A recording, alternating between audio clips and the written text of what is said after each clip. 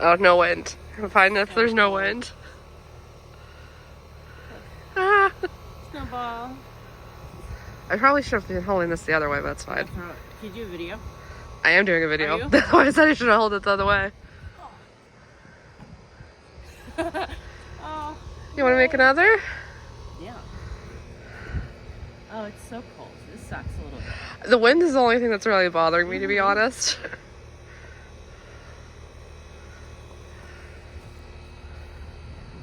Oh, I'm getting hit in the face with stuff. Sorry. Ooh, okay, we could go back inside. Are you sure? Yeah. This is good enough for you? Yeah. Oh, no. Welcome them to the... Hi, hello. What are we doing? How are you?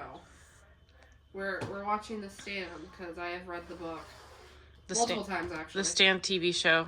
Yeah, not the miniseries when I was a kid, which I'm sure is actually going to be more accurate to the book, but we're not there yet.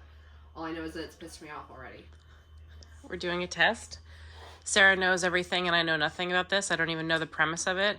And How it works with Stephen King with us. It opened really confusing and she's just like, well, who's even going to understand this? Because it opened late into the book, I guess, and she's confused and frustrated at their choices. And I'm like, well, I've never seen it, so let's see how confusing it is for me, the way they're doing it, because they're skipping a bunch of stuff. So she's not going to spoil anything for me.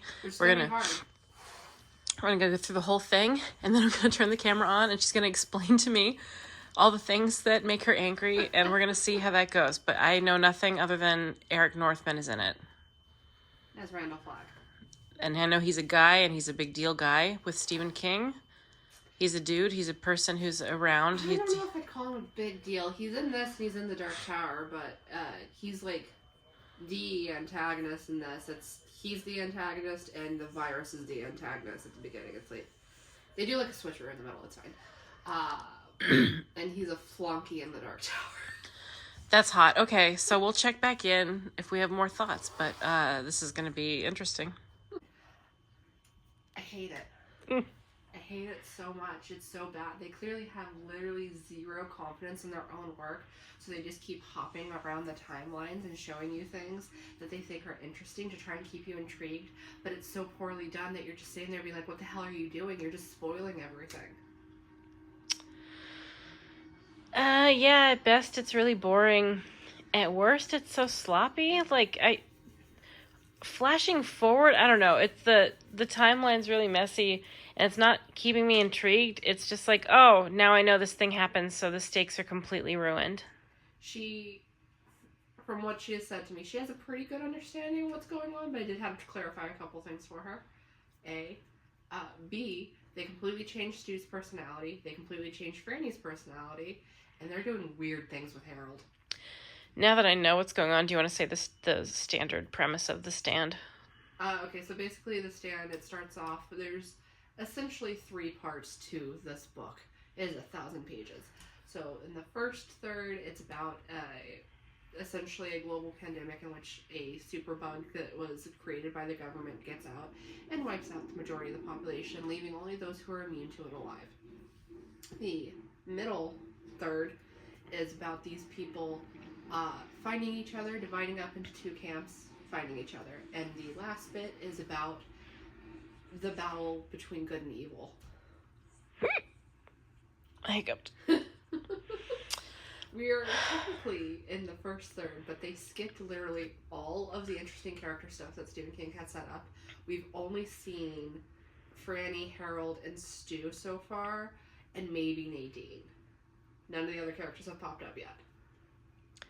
My problem with it is the problem that I've found in a lot of Stephen King adaptations, which is they skip all of the character stuff.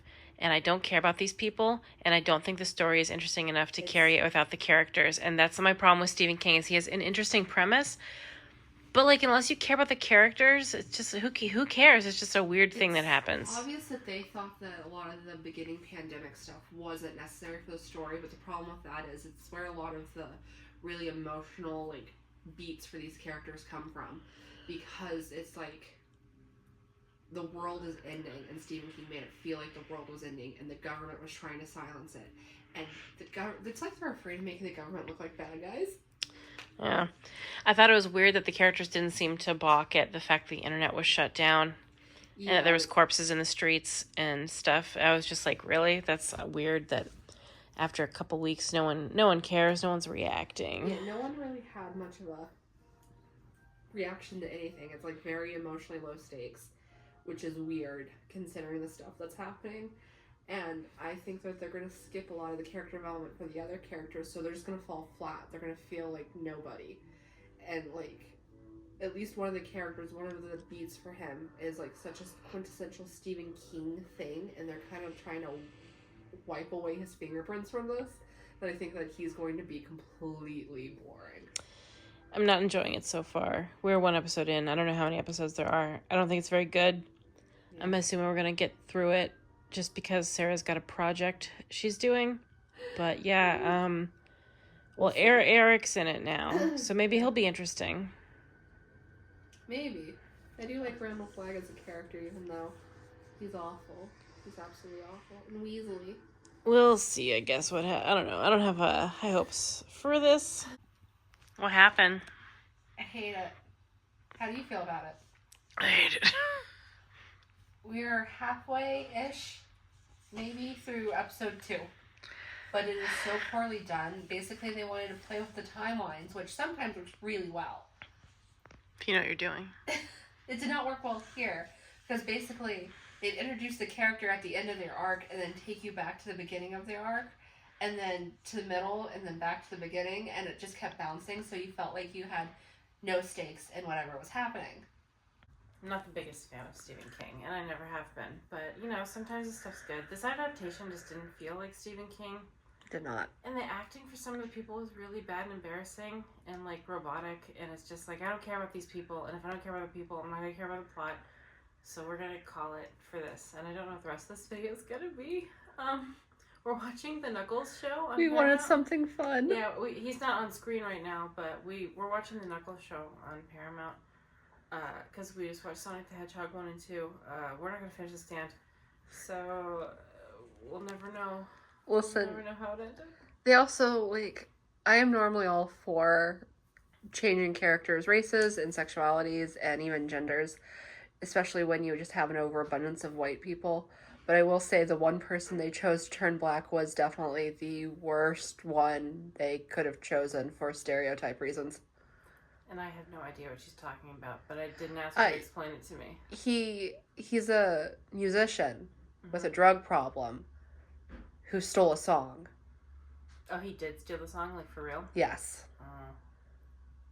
Yeah, I mean, I wasn't impressed with it. I mean, also, I guess in a post-COVID world, I'm not too keen on, like, pandemic stories that kind of make me feel some type of way, especially because we're on the heels of this bird flu thing. Yeah. So I don't love it. I'm more into stuff like the Iliad. She is into the Iliad. But yeah, I had high hopes because, like, I watched the it's like a mini series, I think, technically, when I was a kid. That was like, it's not well done or anything, but it's like a good adaptation because the things they changed were things that needed to be changed, that made it more streamlined and made more sense, while also holding true to who the characters are. And in this one, the choices they made were weird. It just, like, kind of, it, like, ruined the tension for me, because I'll spoil. So there's the weird kid and the girl he likes. Harold and Granny. And the main dude, who kind of seems like the main dude, he's the guy from Sonic the Hedgehog, ironically enough. And they flash forward, and he's with the girl that the kid likes, and I thought, oh, well, now I kind of don't care about anything that happens, because it's like, oh, I don't care how we got here, because I can see it. But if I had watched it unfold, I might have cared, but I don't. So, just horribly crafted, honestly. Like, the opposite of immaculate. Yeah, it's like, normally when you do timeline skipping in that way, it is to build tension, because it is just like, oh, how did we get here? Or, like, in the case of, like, The Witcher, the point is to just kind of keep you unsettled a little bit. But with this one, you just took away all the story beats. And there was no tension or fun. You take away the tension with the story, and you also make us not care about the characters because you skip too much stuff. Then what do you have exactly? Yeah, so. It sucked, and we're done, so I don't know what we're going to do for the rest of this video. I'm very curious as to what future me is going to do. What are you reading? I'm going to start the latest Mercy book that I haven't read. Ooh. Yeah. Are you going to read the Iliad? Never? Maybe not never, but not right now. It's so cool. It's just neat. It's just cool. It's just the best. It's the coolest thing that's ever existed, Sarah. Just so you know. Yeah. Can I do it again?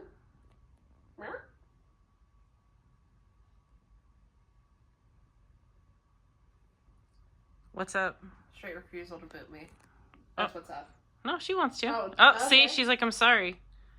What I happened? never should have doubted you. What happened with? We had talked about the stand. Yeah. What's going on with your life right now with this in front of you?